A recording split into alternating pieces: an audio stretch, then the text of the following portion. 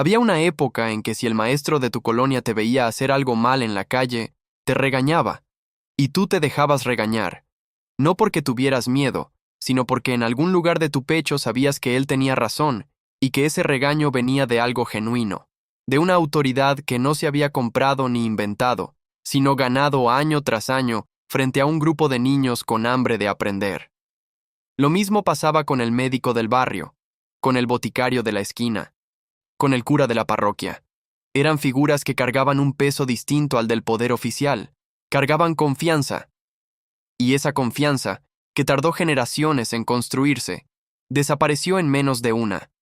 En el México de mediados del siglo XX, las ciudades todavía funcionaban como una red de comunidades pequeñas anidadas dentro de una grande. En la Ciudad de México, en Guadalajara, en Puebla, en San Luis Potosí, cada barrio tenía sus propias figuras de referencia, no figuras impuestas desde arriba, sino reconocidas desde abajo. El maestro de primaria era, en muchos casos, la persona más estudiada de la cuadra. Había pasado por la normal, había aprendido a leer a Juárez y a Morelos, y llegaba al salón con una dignidad casi ceremonial. En las escuelas públicas del Distrito Federal de los años 50, un maestro podía ganar entre 300 y 400 pesos al mes, más que un obrero calificado, y esa diferencia se notaba en el trato que recibía. Las madres le guardaban tamales en diciembre. Los padres se quitaban el sombrero al saludarlo. Los niños decían, «Buenos días, señor maestro», antes de cruzar la puerta del salón, porque así lo hacían sus papás y sus abuelos antes que ellos. El médico del barrio era otro mundo. No era un especialista encerrado en un consultorio de cristal y acero. Era el doctor Abundio, el doctor Refugio, alguien que había estudiado en la Universidad Nacional con sacrificio de familia, que había hecho su servicio social en algún pueblo del Estado de México o de Oaxaca, y que después había vuelto a instalarse a unas cuadras de donde nació. Tenía un consultorio modesto con un escritorio de madera oscura, un diván cubierto con papel de camilla, y un botiquín de vidrio donde los frascos de penicilina y sulfas convivían con remedios que él mismo recomendaba según el caso. La visita costaba 5 pesos en los años 40, 10 en los 50, y si la familia no podía pagar, el doctor lo sabía sin que nadie se lo dijera. No era ingenuidad. Era una economía moral distinta a la que vino después. Y luego estaba el boticario. No el farmacéutico moderno que escanea una caja de pastillas y te da el vuelto sin mirarte. El boticario preparaba, mezclaba, preguntaba. Detrás de su mostrador de madera con cajones numerados, guardaba ingredientes con nombres que sonaban a otro siglo: tintura de árnica, bicarbonato de sodio, agua de azahar, ungüento de belladona. Sabía qué le dolía a quién, porque llevaba años escuchando. Era, en muchos sentidos, el primer filtro de la salud comunitaria, el eslabón entre la medicina oficial y el saber popular, entre el doctor y la curandera. Para entender por qué estas figuras tenían el peso que tenían, hay que entender el México que las sostenía. Era un país con una tasa de analfabetismo que rondaba el 45% en 1950. En ese contexto, alguien que había estudiado no era simplemente alguien con un título. Era alguien que accedía a un mundo al que la mayoría no podía llegar. El conocimiento era escaso, y esa escasez le daba valor. Cuando el maestro explicaba por qué el sol salía por el oriente o cómo se formaban las nubes, no había manera de verificarlo en ningún otro lado. No había televisión en todos los hogares, no había enciclopedia en cada casa, no había internet. Lo que el maestro decía era, con frecuencia, la única versión disponible de la realidad. El sistema de respeto también tenía una dimensión económica muy concreta. En los años 40, la Secretaría de Educación Pública de Jaime Torres Bodet lanzó una campaña de alfabetización que convirtió a los maestros rurales en agentes del Estado con una misión casi misionera.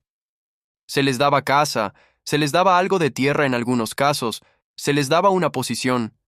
A cambio, debían enseñar no solo a leer y escribir, sino a vivir de cierta manera, con higiene, con civismo, con amor a la patria. Ese contrato implícito entre el Estado y el maestro, y entre el maestro y la comunidad, creó una cadena de obligaciones mutuas que sostuvo el respeto durante décadas. Para 1960, México tenía alrededor de 150,000 maestros de primaria en todo el territorio nacional. Cada uno de ellos era un nodo de autoridad reconocida. El médico y el boticario vivían dentro de una lógica similar. Antes del IMSS masificado, antes de las clínicas de gobierno en cada esquina, la salud de una familia dependía de la relación personal con esas dos figuras. No había segunda opinión a un clic de distancia. No había foros donde leer que el medicamento que te recetaron era peligroso. Había confianza, o no había nada. Y la confianza, cuando se construía bien, era recíproca. El médico sabía que esa familia dependía de él, y eso lo hacía responsable de una manera que ningún protocolo hospitalario moderno puede reproducir del todo.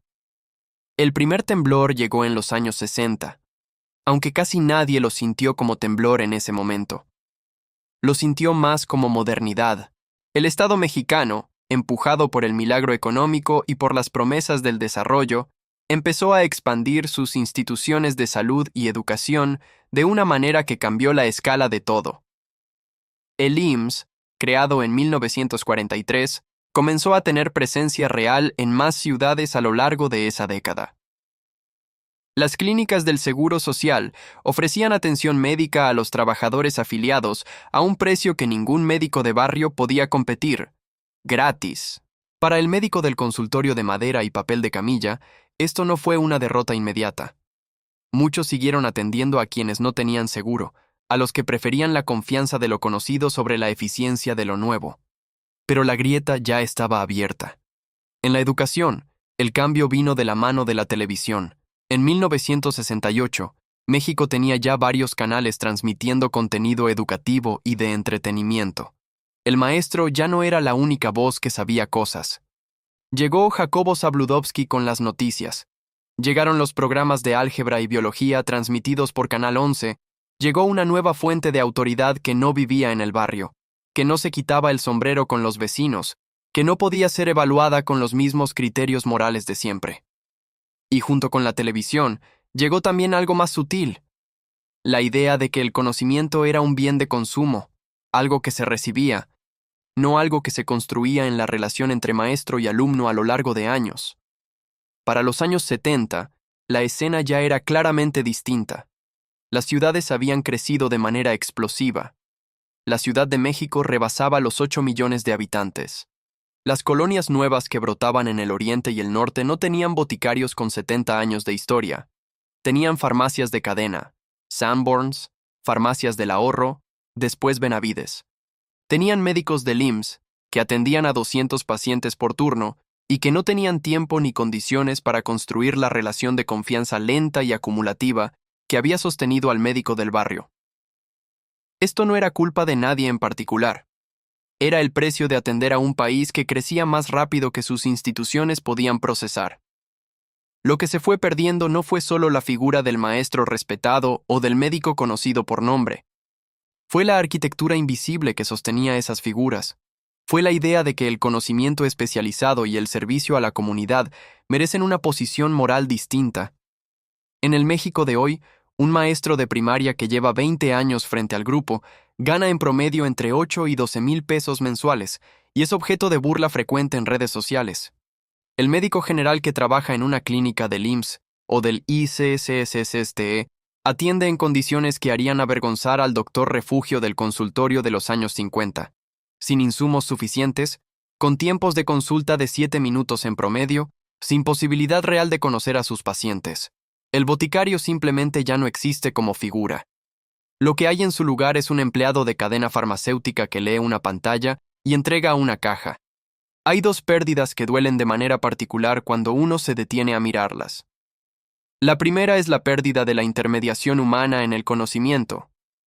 Antes, cuando no sabías si tu hijo tenía calentura de consideración o algo que pasaría solo, llamabas al doctor Abundio, y él, con la mano en la frente del niño y la mirada de quien ha visto miles de frentes, te decía con certeza lo que necesitabas saber. Hoy, con toda la información del mundo en el teléfono, la incertidumbre no ha disminuido. Ha aumentado, porque información sin la persona que sabe leerla no es conocimiento, es ruido. La segunda pérdida es más difícil de nombrar. Tiene que ver con la idea de que hay personas en la comunidad que merecen un trato diferente no por riqueza ni por poder, sino por servicio y saber. Cuando eso desaparece, algo en la textura moral de la vida cotidiana cambia. No hay manera de medirlo con estadísticas, pero cualquiera que haya vivido en los dos tiempos lo siente. Hay algo que vale la pena decir sin romanticismo y sin amargura. El respeto que existía en ese México tampoco era perfecto. Venía mezclado con jerarquías rígidas, con silencios obligados, con la posibilidad de abuso cuando la autoridad no tenía contrapeso. El maestro respetado podía también ser el maestro que humillaba sin consecuencias. El médico de confianza podía tomar decisiones sobre el cuerpo de sus pacientes sin explicación ni consentimiento, porque así funcionaba el mundo entonces. No todo lo que se perdió merece llorarse. Pero hay una diferencia importante entre el respeto que se ganaba y el que simplemente ya no existe. El primero podía corromperse, pero también podía corregirse. El segundo no puede corromperse porque no está ahí para empezar. Lo que México perdió no fue una forma de comportarse, fue una forma de reconocer. La capacidad de ver a alguien que vive en tu cuadra, que sabe cosas que tú no sabes y que usa ese saber para servirte, y decirle con un gesto, con una palabra, con el espacio que le das cuando camina por la banqueta: tú importas de una manera especial. Eso es más difícil de construir de lo que parece, y más frágil de lo que nadie supuso cuando empezó a romperse. Si viviste en un México donde el maestro de tu escuela era una figura que tu familia miraba con respeto genuino, donde el doctor del barrio sabía tu nombre sin buscar en un expediente, o donde el boticario de la esquina te preparaba algo específicamente para ti, cuéntanos en los comentarios quién era esa persona. No su título, sino su nombre, su calle, lo que te daba cuando estabas enfermo o lo que le decía a tu papá cuando llegaba con una pregunta. Esos recuerdos son el archivo que ninguna institución guarda. Dale like a este video si crees que vale la pena seguir contando estas historias y suscríbete al canal para que el México que se fue siga buscando lo que todavía se puede encontrar. Porque aunque ese México ya no está en las calles, sigue estando en las personas que lo vivieron. Y mientras esas personas recuerden, algo de él permanece.